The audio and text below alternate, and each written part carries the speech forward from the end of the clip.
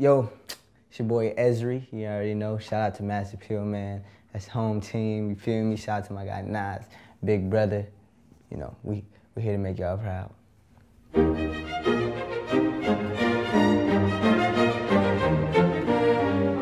First time we tried to shoot it, you know, because of the drive-by scene, we used prop guns, and 13 police cars like rushed the scene from all angles.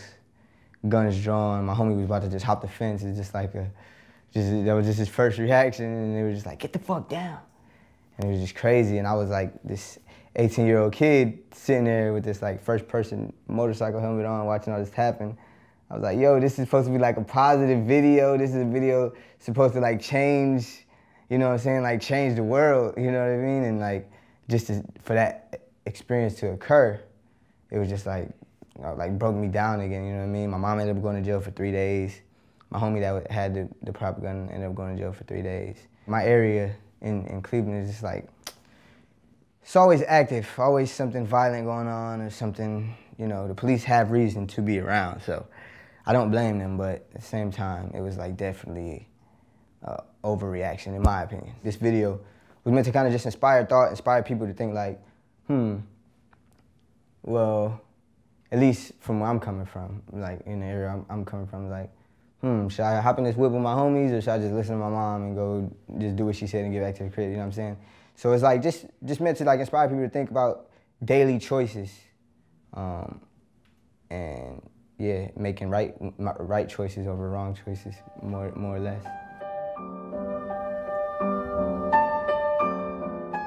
It's all like a metaphor for just life in general, and I kind of like that position, you know, because I remember being in the studio with Kendrick, and he would tell me like, you know, a lot of times when I'm booked with other artists, they'll tell me, you know, they want me to headline and whatnot, and I'll be like, yo, I want to open for whoever else. I don't want to headline, because it was he told me that it was something that kept him hungry, and you're just working and you come out with your best work because you're just trying to still prove to everyone, you know what I'm saying, why you deserve to be here. So I respect that mindset, and that's kind of like the inspiration behind the record too.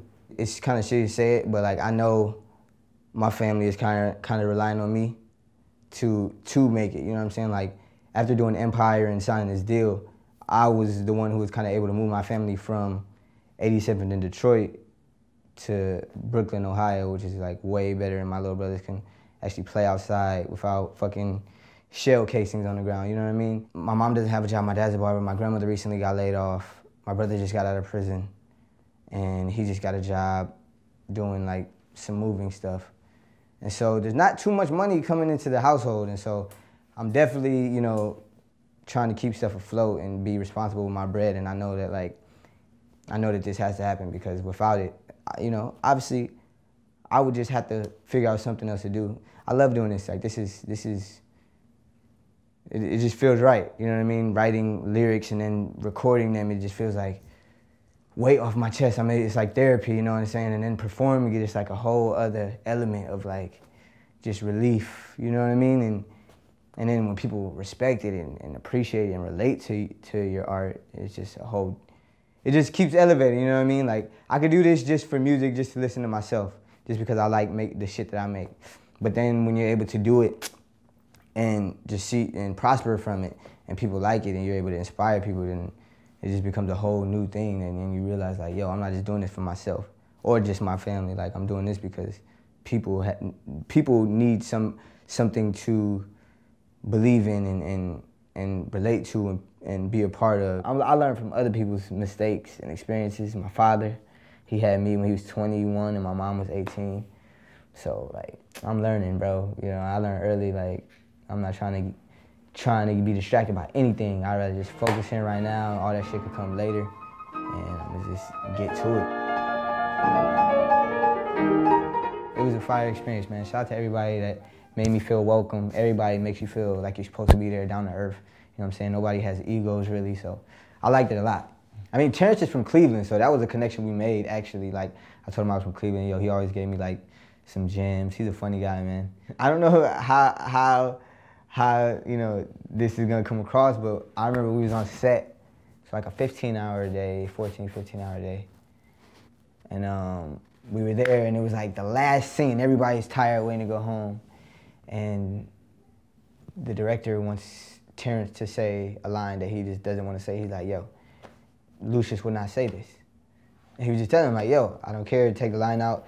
And they were just like, nobody was budging. So Terrence was like, all right, we just walked off set. Mind you, this is the last like scene we have to shoot before everyone could go home. So then the director's like, all right, hold on. So he walks off. Maybe like 10 minutes later, Taraji is getting a little antsy, so she's like, let me go see what the heck is going on. So she walks off, and like, you know, it's just like extras and me and like a few of the like guest stars, and we just all like, yo, what's going on? So then, like 5 minutes later, Taraji comes back in, and she's a little agitated. You can tell she like tosses her phone on the couch. And then maybe like 5 minutes after, the director comes in, and then like another 5 minutes pass, and then Terrence walks in.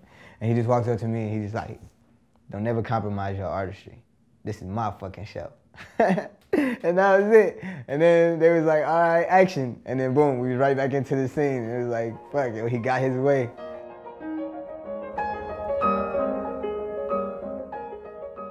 Not making music, bro, I honestly like to shop online a lot, look at clothes. I like to play Grand Theft Auto. I like to design stuff. I like to draw. I'm designing like my own, like all my merch and stuff. Me and my homie Juan were designing it.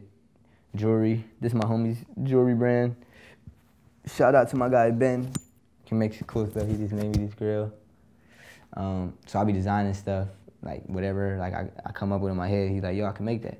And I still like to take things day by day, you know, and just let shit happen organically. But overall, like I like watching other people's music videos. That's a big thing too. Working on video treatments.